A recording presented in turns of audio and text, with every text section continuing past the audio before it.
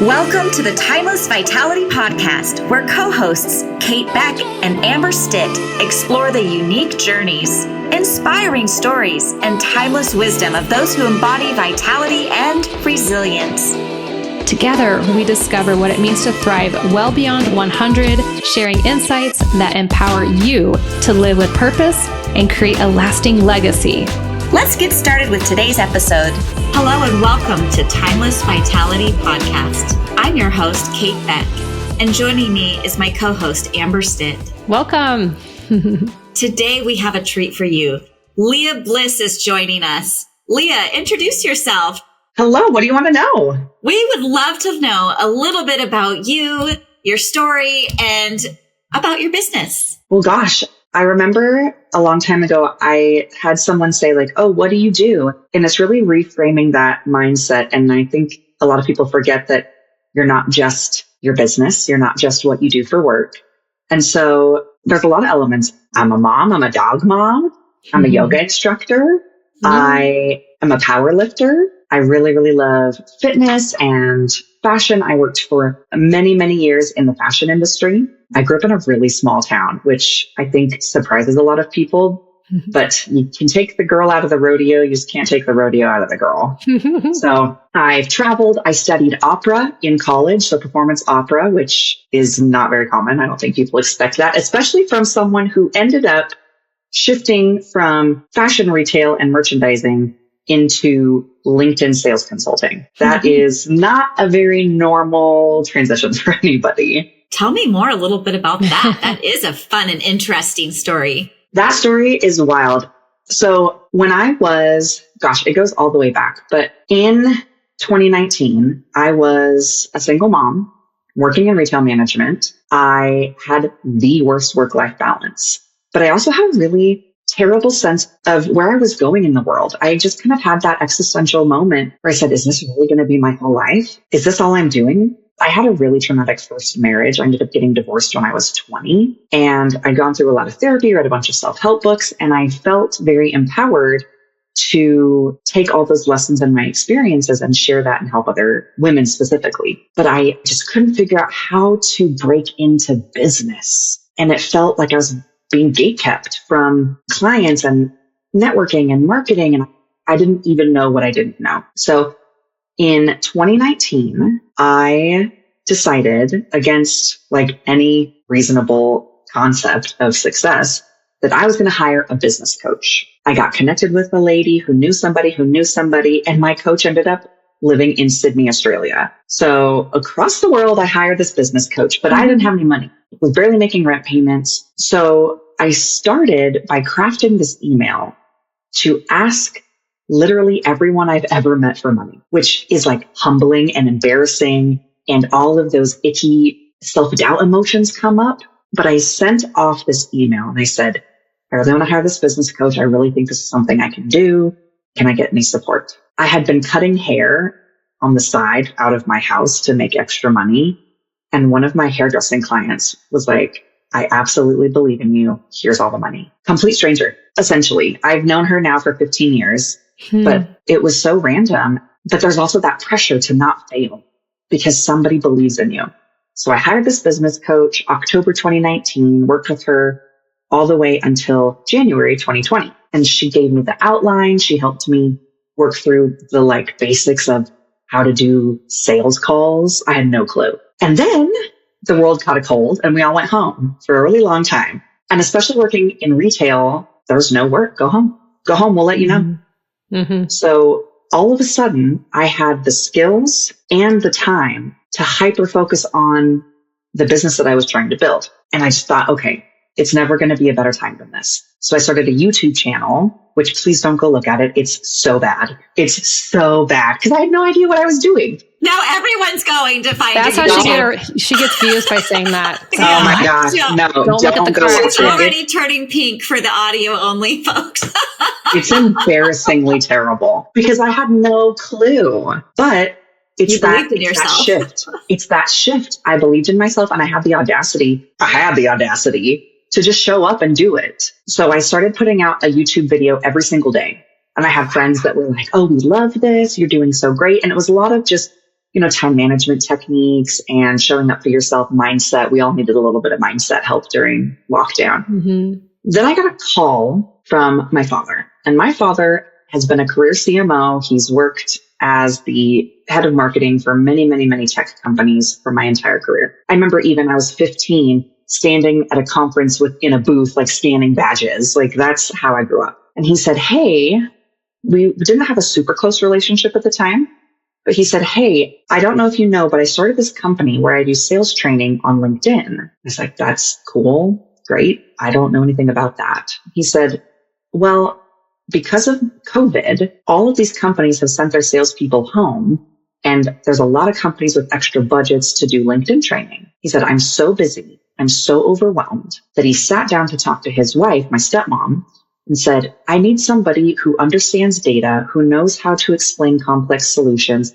and has the same kind of game show host personality that I do. I wish I could just clone myself. And my stepmom said, you did that, right? Like, you should probably call Lia. So he called me and said, I have no idea what this is going to be. I have no idea how much I can pay you. I have no idea how successful this is going to be. But if you've got some free time, do you want to do this? And took another risk.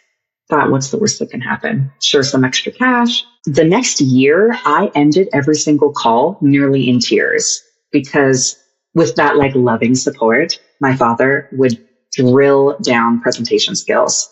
Don't use those filler words. You need to present this better. You need to do this. And I became so just engrossed in learning the LinkedIn algorithm, understanding business acumen. I remember the first time I talked about like an SKO, a sales kickoff event, or understood the context of a tech stack. I was like, oh my gosh, I've arrived. I get it now.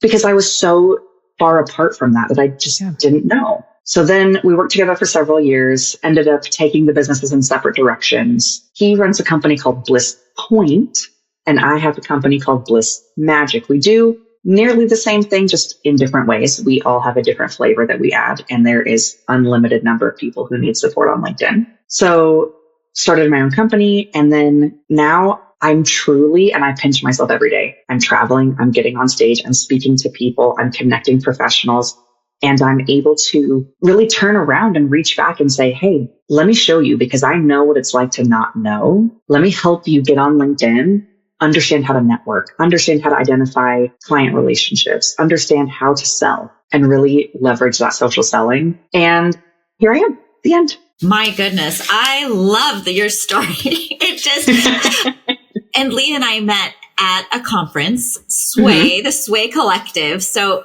immediately we sat next to each other and we were coloring on the table together. And she had one of my favorite designs, and she was taking her perspective on things. She was taking the coaster and doing a circle and doing a different piece of art than the art that was already on the table. And I loved that out of the box thinking. So tell me, Lia, with all of these incredible stories, what was your biggest challenge? What was the biggest theme of challenges or problems that you were solving in all of these that are leading to these pearls of wisdom that you're sharing? Oh, that's a great question. I mean, the challenge that I faced was not knowing what I don't know. And I think that's a lot of times what we see in executive leadership and in sales and marketing teams when they approach LinkedIn. And so kind of bringing that together, you don't know what you don't know. I've heard so many people say, well, LinkedIn's just Facebook for business. And I can't help but think, if you only knew the opportunities, if you only understood 3 simple behavior changes.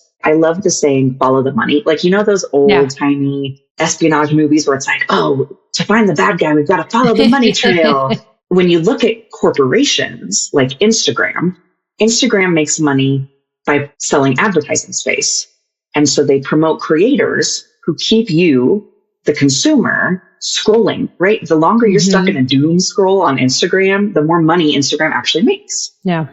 But on LinkedIn, they make 80% of their revenue from subscription models. I've got clients that spend over $1 million a year for the Sales Navigator and premium account tools. And so you can't operate on LinkedIn the way that you would on Facebook or Instagram, because inherently the business model is different. And so just knowing how to support a corporation in their goal while also reaching your goals of better connections, better networking, more sales calls, better marketing, free marketing. I've worked with companies all the time that I'm like, you should stop spending money on LinkedIn advertising until you've leveraged your entire company for the free advertising and employee engagement that you can get out of it. Because I'll tell you, you get 10 times more engagement if you have the employees do all of the posting than you do when you have the corporate page do the posting.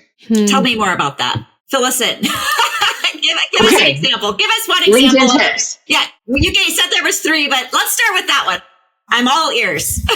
So if you run a business page, so if you're a marketing director and you're in charge of the LinkedIn corporate page, you need to understand that when you make a post go live on LinkedIn on the corporate page, the impressions you get on that post are 2% of the followers of your company page. So if you've got 1,000 followers on your company page, you're reaching 20 people and then paying hundreds of dollars to boost that post. On the other hand, and I have spent the last week diving into the algorithm. LinkedIn just released a brand new update to their algorithm, which makes a huge change to our behaviors because LinkedIn is going to show you organically in your feed content that is relevant to your position. So your title, your industry, whatever industry you've indicated, and the types of posts that you regularly interact with.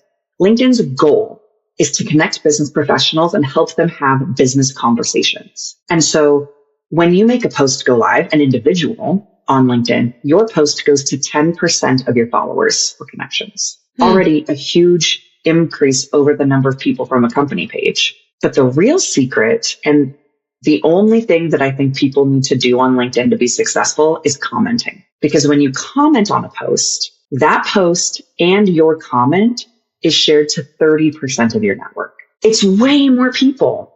And so the comments like, great post, thanks for sharing. Okay, cool. But you've missed a huge opportunity to leverage someone else's topic to speak directly to your audience about your thoughts and expertise on it. So when I go and work with companies, we sit down and it's like, okay, instead of sending out a single post for everyone to blast, and we've all seen that, where it's like, hey, everybody post this, we have an announcement, and you've got 500 people posting the exact same post on LinkedIn, and it's so ineffective and relatively annoying. Instead, we have them pick one person in leadership, whether it's the CEO or a sales director, and say, you're going to post this, and then leverage the entire company to go and comment on that post. Because whether you're in marketing, in sales, in IT, you can say something about that announcement as it directly relates to the people you are looking to influence. You're going to go from posts that get 200 or 300 views to 2,000 or 3,000 views pretty much overnight. And it's things like that that people, like, they just don't know. How would you know that? How would you know that as an operator on LinkedIn? You can't. Yeah. But that's where the mindset shift really comes in to being like, well, I know I can use LinkedIn, but how? And it's just as simple as that. So you're talking about people buying subscriptions. And so people are there for a purpose of maybe learning, doing more, connecting. That community is paying money, 80% of them are. So that kind of gets not the riffraff out of there, but people that are actually serious about meeting people with purpose. So if somebody like our listeners might be 40 plus, they could be reinventing themselves or maybe doing something on the side to then transition into this next phase of life. Yes. Why is it important for them to be out here and engaging and commenting for their own, personal self-worth? I'll answer that question with a story. So back to my stepmom. She had gotten laid off of her job at the same time as one of her friends. They had done kind of company-wide layoffs. So her and a woman that had a very similar role were both laid off. My stepmom went out and started posting and commenting on LinkedIn, showing recruiters the thoughts, the value, the insight, the expertise that she has in her field. The other woman just started blasting in her resumes. My stepmom received 5 offers without sending a resume, because it's not about highlighting your skills or expertise or even certifications. It's about showing up every single day with consistency to give value to the very people, whether you are in a job and looking to change jobs, you're in a job and looking to change career fields, but start showing up and serving that community long before you ever ask them to do anything for you. The drops in the bucket. Think of every comment like a drop in the bucket. And then one day you're going to have a big ask, and that audience is going to remember how much you gave into them and be more than willing to show up for you. You can leverage this as a salesperson as well for prospects. Show up for your prospects, because the second you ask for a sales call, they're going to feel that connection already. And so I talk about the 3 Ps. It's predictable, persistent, presence. And I can attribute that to my father because that's one of his favorite things to say. But you have to be predictable, you have to be persistent, and you have to show up with presence. Reposting corporate posts every single day doesn't build a personal brand. Yeah. And that's not what is all out there. But I think some people, they think that's all that it is. If you take this story between the 2 people that were laid off, there is also this thing that's probably happening to their mental health or well-being, is that they're actually able to communicate to people and have some fun on this higher level if they can't be in that conference room shaking hands and saying, hey, I loved what you had to say. Like, you're taking that into a virtual space and then you're having some community that way. Yes. And we have another podcast guest that literally is having the time of her life in a whole new industry that's kind of integrated with her old one. And it was because she changed jobs, was on LinkedIn, and somebody found her, and they weren't she didn't even have any experience in that world, but they saw her credibility. And Kate, it sounds like this can build some trust trees if people see you being consistent in yourself, right? Yes. We have an ongoing saying in every episode, planting seeds of peace and cultivating confidence are growing into these trees of trust, these trust trees where the branches were swaying in the wind. And we've been saying that before I was invited to the Sway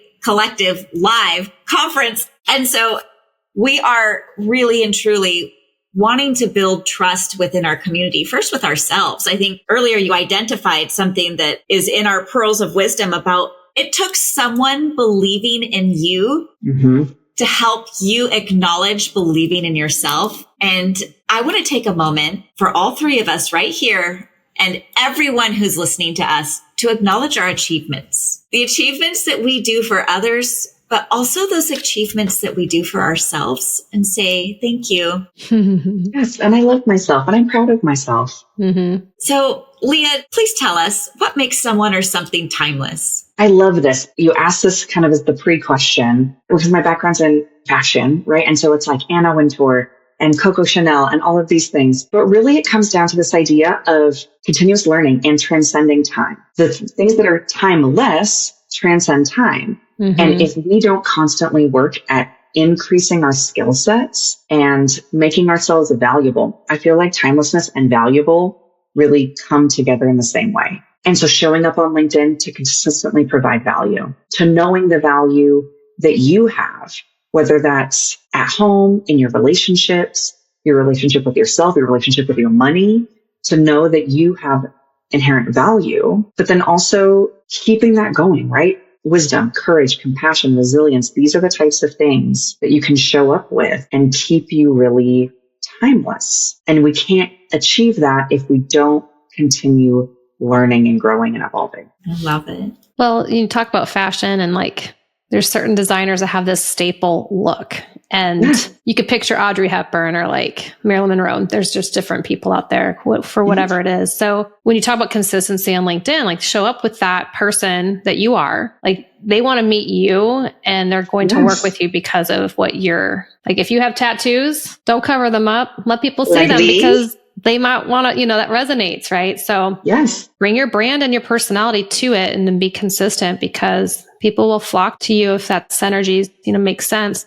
It's important for people to know that they can relate. Yeah. I had someone explain it to me like this, that a magnet, a really strong magnet, also has a really strong repulsion. And so the stronger your brand, the stronger your sense of self, the stronger that you show up as the fully authentic version of you, you're going to repel people. People are going to be really turned off by you. But the people who are totally meant to be on your team, in your circle, and really rooting for you are going to show up so much stronger.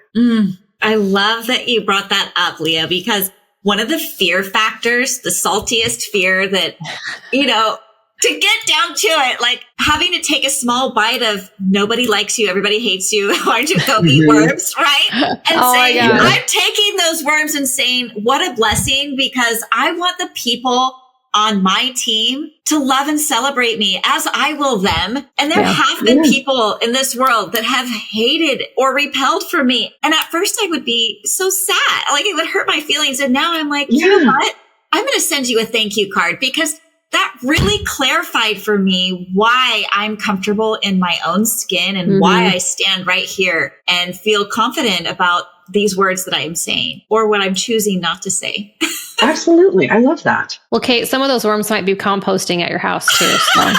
Yeah, they're hardworking. That's true. Yeah, they're hardworking. We love it. Yes. So, Lia, how can people, well, they probably already know this because you might be on LinkedIn. But yes, so let's have people find you on LinkedIn. How can people work with you? Ooh, there's essentially 3 ways that people can work with me. One, I do fantastic, engaging keynotes that are very fun and brings the life to the party. Then probably the most impactful for culture change in a company is I come in and do a 2-part training series where we dive deep into the inner workings of the algorithm to explain not just what you should do on LinkedIn, but why you should do it and the impact it'll have. Talk about sourcing clients and that whole give before asking concept. So it's a 3-hour training that we do in 2 separate parts. And then I do work with executives one-on-one. If you are really committed to this idea that you need to maybe shift your branding, elevate your thought leadership, and just show up on LinkedIn in a more intentional way, and you don't want to waste time trying to figure it out on your own, you can hire me. We work together. There's a whole process that I go through to capture your voice and your messaging, and then we work together to create content. Thank you, Lia. We're just so honored and blessed and really enjoyed having you on the show today. Thank you very much. Thanks, ladies. I mean, we're having a ton of fun, and I feel like it's always the after party to these podcasts that are where people wish they could go. So it's just been absolutely a blast, Kate. I feel as though we got instantly connected on such a deep level at this event. I'm like, oh, these are just my besties. Yes, I know. There is an underground community with the speakers, authors, podcasters. So I'm excited to have you in the club. We're here. We're in it. We're doing it. Thank you so much for having me, ladies. This has been absolutely fabulous. Thanks for showing up. Thank you.